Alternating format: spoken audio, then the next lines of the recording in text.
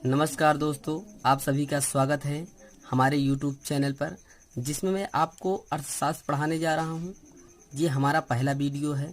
यदि आपको पसंद आए तो लाइक, शेयर और सब्सक्राइब करना न भूलें। इस चैनल पर हम जो भी अर्थशास्त्र या अदर सब्जेक्ट में पढ़ाएंगे वो टू द पॉइंट होगा। बहुत ज़्यादा इधर उधर की बातें नहीं होगी।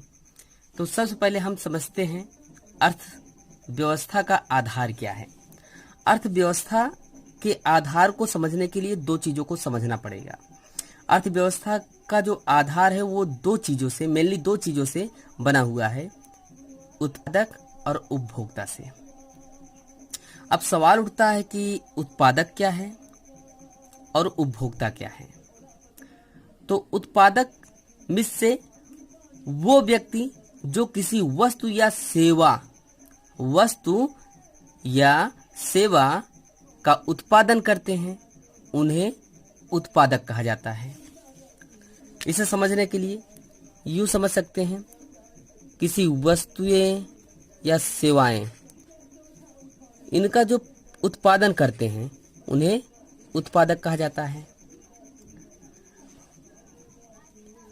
इसी तरीके से उपभोक्ता को समझने के लिए जो व्यक्ति वस्तुओं तथा सेवाओं का उपभोग करते हैं उन्हें उपभोक्ता कहा जाता है। बात यहाँ पे आती है कि पूर्ति क्या है और मांग क्या है। सिंपल सा है, उत्पादक जो होता है वो वस्तुओं एवं सेवाओं की पूर्ति करता है और उपभोक्ता जो होता है वो वस्तुओं एवं सेवाओं की मांग करता है। और अच्छे से समझने के लिए हम यहाँ आगे बढ़ते हैं। अर्थव्यवस्था दो शब्दों से मिलकर बना हुआ है। पहला शब्द है अर्थ और दूसरा शब्द है व्यवस्था। अर्थ में से होता है धन, अब व्यवस्था में से होता है प्रबंधन। यानी इस तरह से हम कह सकते हैं कि धन का प्रबंधन या धन की व्यवस्था ही अर्थव्यवस्था है। चीजों को और अच्छे समझने के लिए हम आगे बढ़ सकते हैं। धन की व्यवस्था का अध्ययन ही अर्थव्यवस्था कहलाता है। आगे यह दो बातें, जैसे वस्तुएं क्या हैं और सेवाएं क्या हैं। तो पहली बात, वस्तुएं जो होती हैं वो दृश्य होती हैं, इसे आप छू नहीं सकते, जैसे बुक, मार्कर, पेन। और सेवाएं वो होती हैं जो अदृश्य होती हैं, इसे आप छू नहीं सकते। जैसे मैं आपको पढ़ा रहा हूं या कोई डॉक्टर किसी का ट्रीटमेंट कर रहा है, तो ऐसे एक्टिविटीज या ऐसे कार्य जिनके परिणाम स्वरूप आप कुछ इनकम अर्न करते हो उसे सेवाएं कहा जाता है। इसमें कुछ इंपॉर्टेंट पॉइंट को देखते हैं।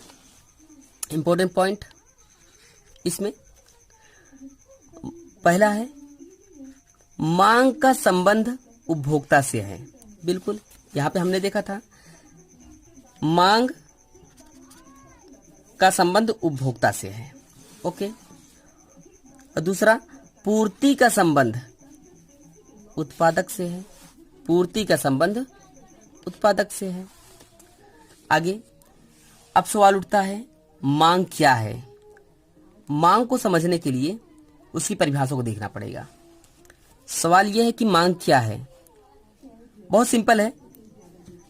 अगर मांग की बात करें तो एक निश्चित समय, ध्यान से देखिएगा, निश्चित समय, बिंदु तथा एक निश्चित कीमत पर, एक निश्चित समय बिंदु तथा एक निश्चित कीमत पर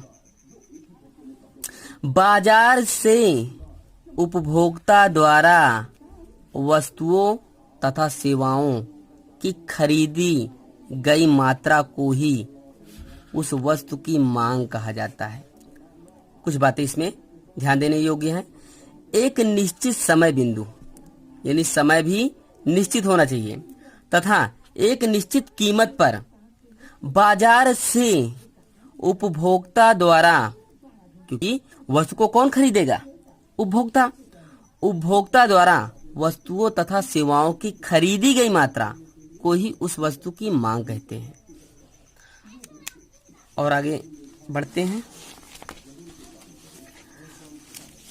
और देखते हैं मांग का नियम। मांग का नियम, मांग का नियम बहुत ही सिंपल है। इसे समझने के लिए इसकी परिभाषा को देखना पड़ेगा। यदि किसी वस्तु यदि किसी वस्तु तथा सेवा की कीमत में वृद्धि होती है, यदि किसी वस्तु या सेवा की कीमत में वृद्धि होती है तो उस वस्तु की मांग में कमी होती है। यदि किसी वस्तु तथा सेवा की कीमत में वृद्धि होगा, यानी वस्तु का कीमत बढ़ेगा, वस्तु या सेवा की कीमत बढ़ेगी तो उसकी मांग में कमी आएगी। कोई भी व्यक्ति महंगे वस्तु को कम खरीदना चाहता है और सस्ते वस्तु को ज्यादा खरीदना चाहता है।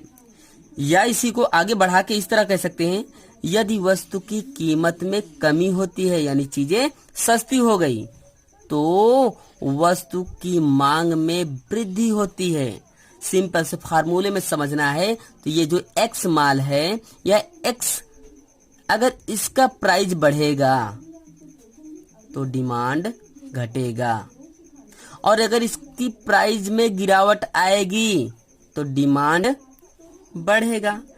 कोई भी वस्तु जब महंगी होती है या धीरे धीरे उसका दाम बढ़ता है तो डिमांड में कमी आती जाती है, और वही अगर उसके प्राइस में यानी उसकी कीमत में अगर गिरावट आती है तो उसके डिमांड में बढ़ोतरी आती है। यहाँ पे यक्स मतलब एक किसी वस्तु की बात हो रही है, पी में से प्राइस यानी मूल्य की बात हो रही है, डी में से डिमांड यानी मांग की बात हो रही है। इंपॉर्टेंट पॉइंट देखना है, इंपॉर्टेंट पॉइंट। तो इसमें इंपॉर्टेंट पॉइंट क्या है? वस्तु तथा सेवा, क्योंकि पूरे इकोनॉमिक्स में वस्तु तथा सेवा को ही देखना है। वस्तु तथा सेवा की कीमत, वस्तु तथा सेवा की कीमत तथा उनकी मांग के बीच विपरीत, उल्टा या प्रतिलोम या नकारात्मक संबंध होता है। सिंपल सा है। क्यों? इसको समझने के लिए यूं समझ सकते हैं, देखो प्राइस बढ़ रहा है तो डिमांड कम हो रहा है, प्राइस घट रहा है तो डिमांड बढ़ रहा है। तो सिंपल सा है, इनके बीच में संबंध कैसा है? विपरीत है या उल्टा है या प्रतिलोम है, नकारात्मक है, कुछ भी कहो। इसको फार्मूले के जरिए हम इसको ऐसे याद कर सकते हैं। आगे, अब आगे सवाल उठता है पूर्ति क्या है। हमने मांग के नियम को समझा, अब पूर्ति के नियम को समझते हैं। चलिए, एक निश्चित समय बिंदु, यहाँ पे समय को ध्यान देना होगा। समय कैसा होना चाहिए? निश्चित होना चाहिए। एक निश्चित समय बिंदु तथा एक निश्चित कीमत पर, जी निश्चित समय और निश्चित कीमत पर, जी कहाँ से? बाजार में उपलब्ध, ध्यान समझिएगा, निश्चित समय तथा निश्चित कीमत पर बाजार में उपलब्ध वस्तु तथा सेवा, क्योंकि पूरी बात सेवा और वस्तु की चल रही है, यानी बाजार में क्या उपलब्ध हो? सेवा की मात्रा ही उस वस्तु की पूर्ति कहलाती है। यहाँ पे निश्चित समय में निश्चित कीमत पर बाजार में जो भी वस्तु उपलब्ध है, बाजार में जो भी वस्तु या सेवा उपलब्ध है, जो भी, उन्हें पूर्ति कहा जाता है। That's it. आगे बढ़ते हैं।